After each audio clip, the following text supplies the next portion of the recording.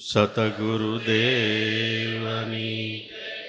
પોપટરામ બાપાની દુધેશ્વર માતની લાભેશ્વર નાથની ઉગમેશ્વર નાથની ઈર્ષાગર ભગવાનની સતગુરુદેવની જય।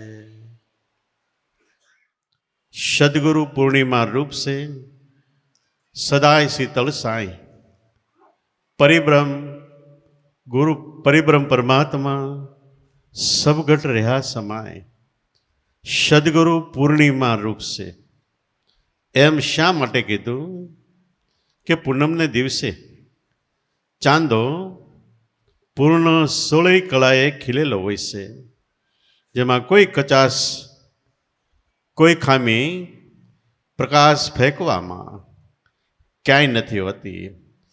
एवी रीते आ जगतनी अंदर मनुष्यो अपार छे, जेनी गणतरी न थई शके एटला, छतांय सद्गुरु ए परिपूर्ण छे। आपणे हाय पाड़ी पण अंतरमां जो सद्गुरु परिपूर्ण मनाई गया होय तो जिंदगी भर एना जीवन में क्यांय अपने खामी गुण दोष के निर्णय में क्यांय आपणुं मन कष्ट न मारे। पूर्णिमा एटले पूर्ण नियम प्रमाणे सद्गुरु चालता होय ए अंतरदृष्टि थी पूर्ण नियम प्रमाणे चालता होय छे। एक तो पहली दृष्टिए मनुष्य तरीके जन्मीने जे पोतानी फरज समझे, जे घर में रहता है घर मंदिर से, घर में रहवावाळा दरेक सभ्यों देव से अने देव सभ्यों बधाने साथे हळीमळी प्रेम भावथी रहीने अने बधायनुं भरण पोषण करवुं एकाबीजाए ए फरज अदा करीने जीवन जीवता होय एनुं नाम फरज पहेलो धर्म छे। आ धर्मनी अंदर आपणुं जीवन नियमित होवुं जोईए, कोई पण प्रकारनुं व्यसन होवुं न जोईए, आपणा थकी कोईने दुख न थतुं होय एवुं होवुं जोईए अने आपणे सौ कोईने कदाच देवा माटे आपणी पासे कांई न होय तो पण अंतरथी करुणा दृष्टिथी जोता होय। आ पहेली फरज छे। बीजी फरज रूपे सद्गुरु मळवा आपणा शास्त्रों में कीधुं खूब कठिन छे, छतांय जो मळ्या होय तो आपणा घणा जन्मनो पुण्यनो उदय थाय त्यारे आपणने सद्गुरु मळ्या छे। मांड मांड मळ्या छे। जेम आपणे भिखारी होय अने लाखों करोड़ रूपियानी संपत्ति थाय तो आपणे खूब जतन करीने जाळववी, कारण के आपणे संपत्ति पैसो मिलकत मांड मांड मळी छे। एम मानूं के घणा जन्मनी कमाई भेगी थाय त्यारे सद्गुरु मळ्या छे। मांड मांड मळ्या छे तो जेम मिलकतने आपणे साचवीने राखी, एनी उपर दृष्टि नजर राखी, भले बार गाम गया होय तोय आपणी मिलकत ज्यां होय दाटी होय के गमे ते ठिकाणे होय त्यां आपणा मनमा एक धारो भाव होय के आपणी पासे आटली मिलकत छे ने अहींया छे। सुरता एकाद दिवसमां वारे वारे त्यां जती होय छे। एम सद्गुरु मळ्या होय तो ए आपणी जन्मो जन्मनी मूडी छे। पैसो टको माल मिलकत सोना चांदी मळे ए एक जन्मनी आपणी मूडी छे, पण सद्गुरु मळ्या ए जन्मो जन्मनी मूडी छे। एनी समान जगत में कोई पण कमाई किंमती नथी। जो ए मळ्या होय तो जेम धन संपत्ति उपर आपणुं वारे वारे मन जाय एम सद्गुरुनी यादी में वारे वारे मन जावुं जोईए अने ई मूर्ति आपने सर्वोपरि जगत में मनावी जोईए। ई मूर्तिनी पूर्ण नियम एटले एना आचार विचार रेणी केणी एनो उपदेश ई प्रमाणे आपणी जीवननी रेणी केणी अने उपदेश अंतरमां संचरे एवी रीतनुं आपणुं जीवन होवुं जोईए। पूरेपूरुं नियम पाळी एनुं नाम पूर्णिमा छे। सद्गुरु पूर्ण से पूर्णिमा स्वरूप से સદગુરુ પૂર્ણિમા રૂપ સે સદાય શીતળ સાંય, એના મુખમાંથી શીતળ સાયા એટલે જીવને સંતોષ, શાંતિ, આનંદ થાય એવી અંતરથી, અંતર એટલે ચોથો આપણો મહાકાળ દેહમાંથી કરુણા વહેતી હોય છે. એમાં ઘણી વખત આપણને એમ થાય કે આ કરુણા નથી, પણ સદગુરુ સંતો ભવિષ્ય કેટલું આગળ જોઈને એ આપણને જીવનની રહેણી કેણી ભવિષ્ય પ્રમાણે વર્તવાની સલાહ આપતા હોય છે.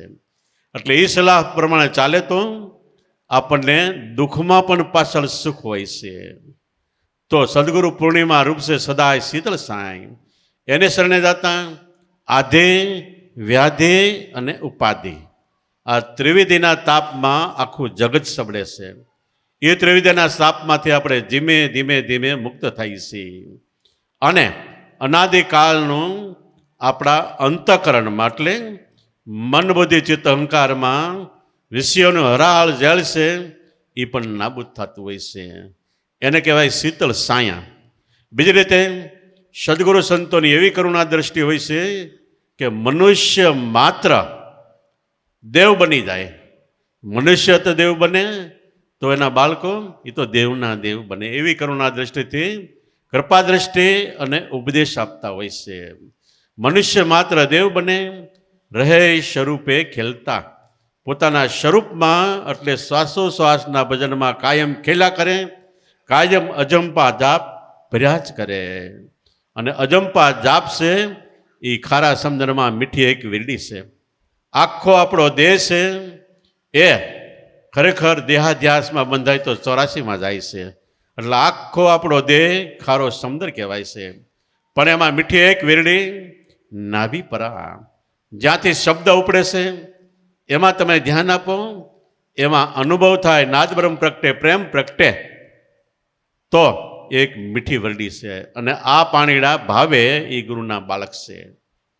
તો સદગુરુ પૂર્ણિમા રૂપ છે સદાય શીતળ સાંય, પૂનમ પતિ પરિબ્રહ્મ પરમાત્મા.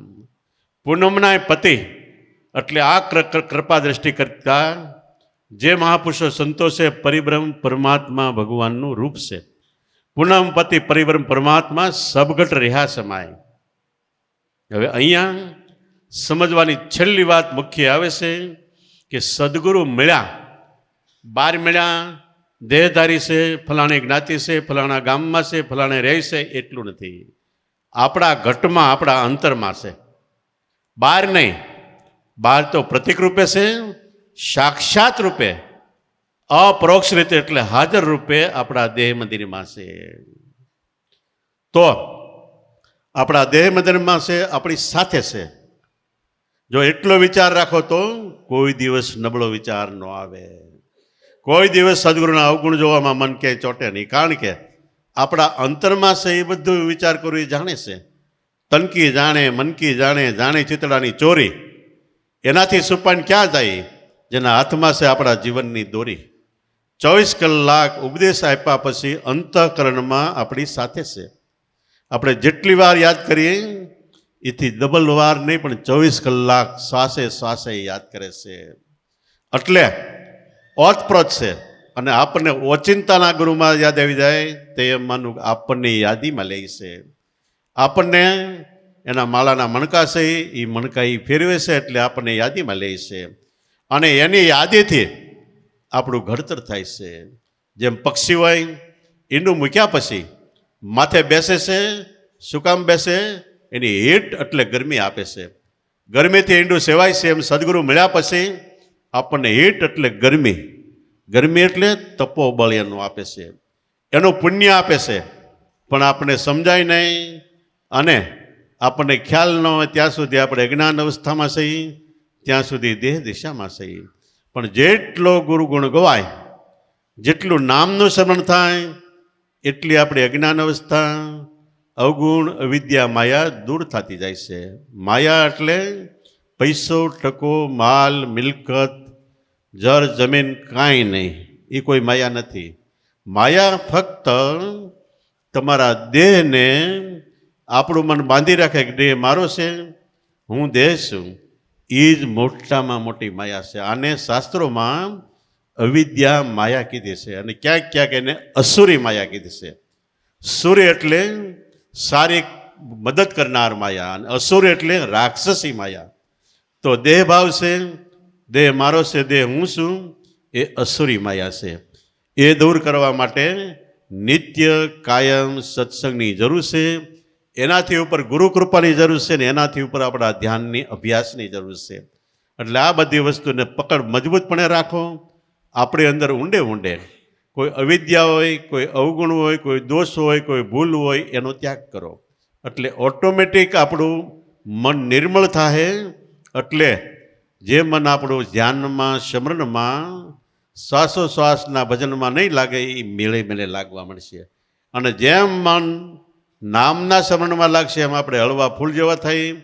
અંતરમાંથી અનુભવના એકડા ઉઠશે. નાદ બ્રહ્મ પ્રગટે, પ્રેમ પ્રગટે, આનંદ પ્રગટે, કેટલી પ્રકારના અનુભવ પ્રગટે. અલૌકિક શક્તિ આપણામાં આવે. અમુક કામ એવું આવી જાય કે આપણેથી ન થાય એમ હોય, છતાંય ક્યારેક એ ઓટોમેટિક પલમાં થઈ જાય. આને કહેવાય અલૌકિક શક્તિ. આવી શક્તિ દરેકની અંદર પડી છે. બધાની ગાંઠે લાલ છે, કોઈ કંગાલ ભિખારી નથી. પણ થોડુંક સદગુરુ કહે એ પ્રમાણે અને ભજનમાં ધ્યાન આપવાની જરૂર છે. પૂનમ એટલે 12 મહિને એકવાર આપણે બધા ભેગા થઈ હળી મળી એટલા પૂરતી પૂનમ નથી.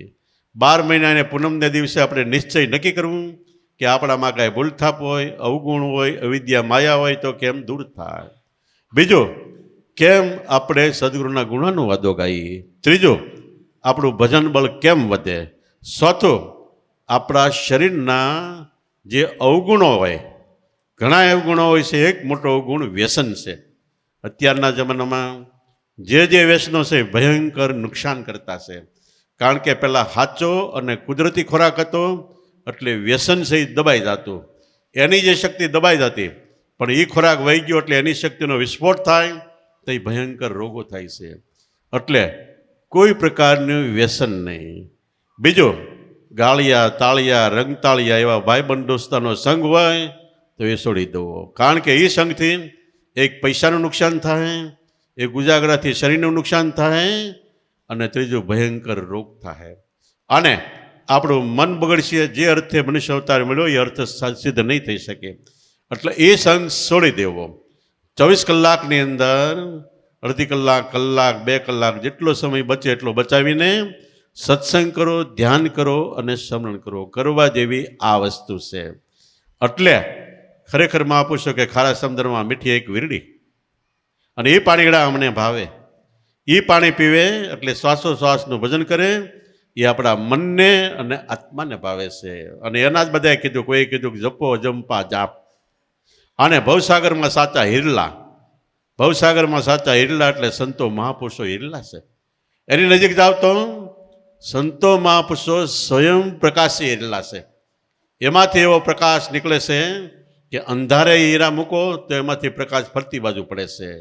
જેમ નાગ છે, એના માથામાં મણી હોય, એ મણી કાઢીને મૂકે એટલે ફરતી બાજુ પ્રકાશ થાય છે. એમ આ નામ વચન છે સ્વયં પ્રકાશી હિરલા છે. સંતો મહાપુરુષો સ્વયં પ્રકાશી હિરલા છે. એની નજીક જાવ તો આપણામાં અંધકાર છે, આપણે દેખાતું ન હોય, એ દેખાવા મળશે, અંધકાર દૂર થાય. એટલા માટે ખાઓ પીવો, હરો ફરો, મોજ કરો. પણ મનુષ્ય અવતાર મળ્યો છે. આ અંધગંધ જલો જથ્થામાં ખોટી રીતે ગમે ત્યાં વેડફાઈ ન જાય એની કાળજી રાખો. ગુરુ પૂર્ણિમા તે દિવસે સનકાદિક ઋષિઓ એ થયા બંગાળમાં, અને એણે ભક્તિ કરી વ્યાસમુનિ પાસેથી ઉપદેશ લીધો. તો એ વ્યાસમુનિની 1604 પૂજન વિધિ કરી, આરતી ઉતારી. ત્યારથી ગુરુ પૂર્ણિમા દિવસે ભેગા થવાનો, સત્સંગ કરવાનો, આરતી પૂજન કરવાનું, દર્શન પરશન કરવાનું, પુણ્યને પામવાનું, પાપ કર્મથી દૂર રહેવાનું અને અવિદ્યા માયાથી દૂર રહેવાનું. એવા સંસ્કારો આપણા હૃદયમાં ઉતરે તો આપણે ગુરુ પૂર્ણિમાનો ખરેખર મહિમા સમજાણો. આવું કાંઈ ન ઉતરે ને ખાલી આપણે મનાવીને ખાઈ પીને જલસા કરીને વૈયા આવ્યા તો ધક્કો છે. એટલા માટે જેટલું બને એટલું મનુષ્ય અવતારમાં જે વસ્તુ મળવાની કઠણ છે, જેને કૃષ્ણ ભગવાને ગીતામાં યોગ કીધો, એ યોગ આપણે નામનો યોગ મળ્યો છે. હવે એમાં એકવાર મનને મેળવી દો એટલે તમારા જીવનને ધન્યવાદ અને બેડો પારશે. બોલો સતગુરુદેવની, પોપટરામ બાપાની જય, દુધેશ્વર માતની, લાવેશ્વર નાથની, ઉગમેશ્વર નાથની જય, ઈર્ષાગર ભગવાન સતગુરુદેવ.